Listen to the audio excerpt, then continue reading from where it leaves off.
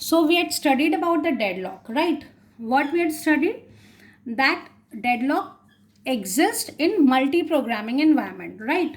Now when we are talking about the multi-programming, that means we are having more than one process in the main memory. That means, for example, we are having P1 process, P2 process and P3 process. So when we are talking about the deadlock, it may be that we are having only one resource type, right? We are having only one resource type R, and we are having three instances of this resource type, right?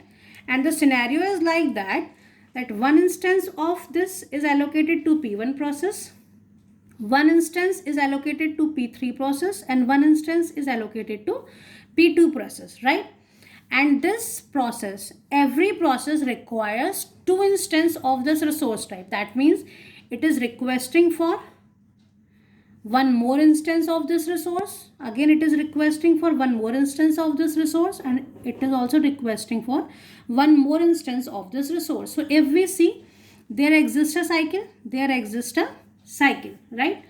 So that means a deadlock can happen when we are having only a single resource type, right? So for example, that if we are having the three tape drives, right, single resource type, and we are having the three instances of tape drives, and suppose we are having the three processes, right, and each process is holding one of these tape drives, and each process now request another tape drive, right? So three processes will be in the deadlock state. Each is waiting for the event tape drive released, which can be caused by the other process which is already in the waiting state, right? So this is a deadlock situation, right, when we are having only a single resource type.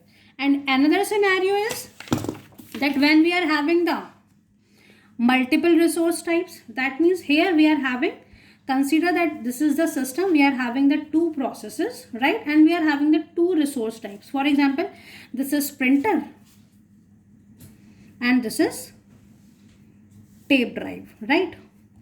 So one is printer and one is tape drive. So for example, that both the process requires both printer and tape drive for its execution. So P1 process is having printer but it requires for tape drive, and vice versa is P2 process. So because they both are requesting for the different resource types, and both the processes are in the deadlock state, because P1 is waiting for R2 which is held by P2, and P2 is waiting for R1 which is held by P1. So both the process will goes into the waiting state. There is a cycle and hence the system is in a deadlock state. So there can be a single resource type having multiple instances, or there can be a multiple resource type having single or multiple instances.